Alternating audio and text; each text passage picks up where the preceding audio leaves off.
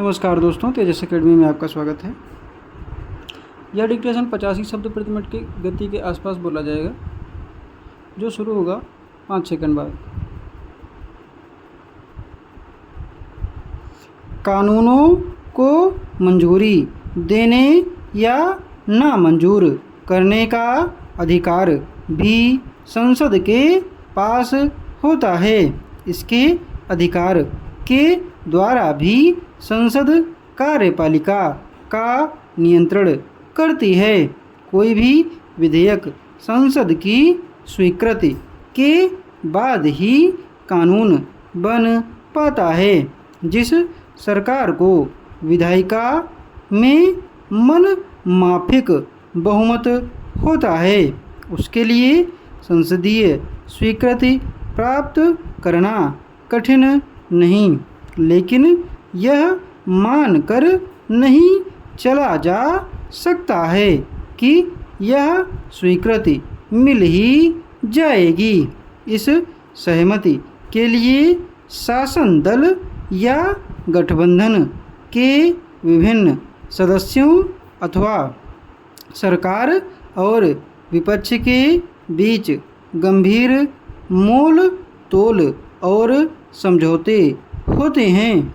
यदि सरकार के पास लोकसभा में तो बहुमत हो पर राज्यसभा में न हो, जैसा कि 1977 में जनता पार्टी और 2000 में राजग सरकारों के दौरान हुआ, तब संसद के दोनों सदनों की स्वीकृति प्राप्त करने के लिए सरकार को काफ़ी रियायतें देनी पड़ती हैं।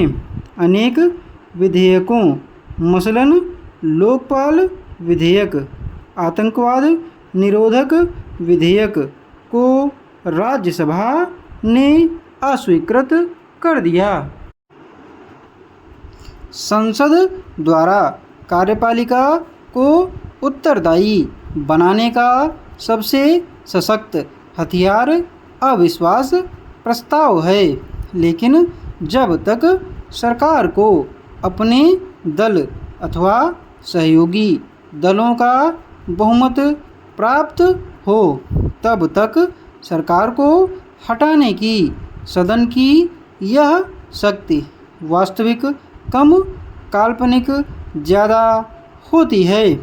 लेकिन सन 1989 के बाद से अपने प्रति सदन के अविश्वास के कारण अनेक सरकारों को त्यागपत्र देना पड़ा।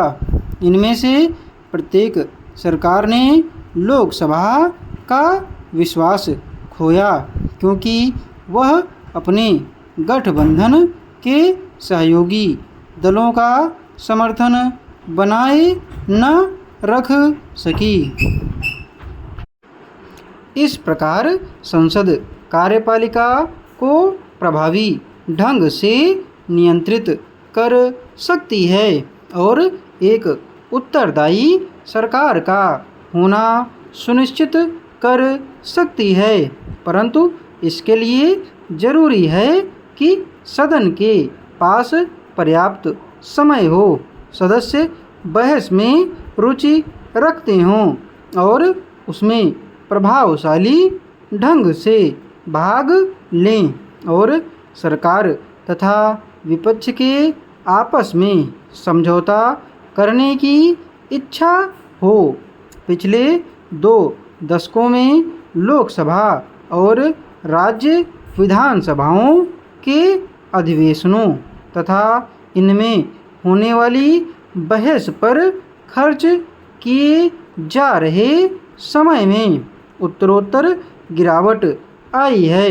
इसके अतिरिक्त संसद के दोनों सदनों में गढ़पूर्ति का अभाव और विपक्ष द्वारा अधिवेशनों के बहिष्कार जैसी समस्याएं भी रही हैं, जिससे वाद विवाद के द्वारा कार्यपालिका को नियंत्रित करने की सदन की शक्ति प्रभावित हुई है।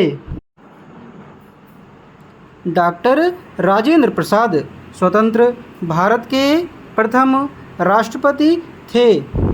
वे बहुत ही विनम्र थे। अपनी युवा अवस्था में वे बिहार प्रदेश कांग्रेस कमेटी के महामंत्री थे। एक दिन वे अपने कार्यालय में बैठे हुए थे। एक युवक बहुत क्रोध में उनके कार्यालय में आया।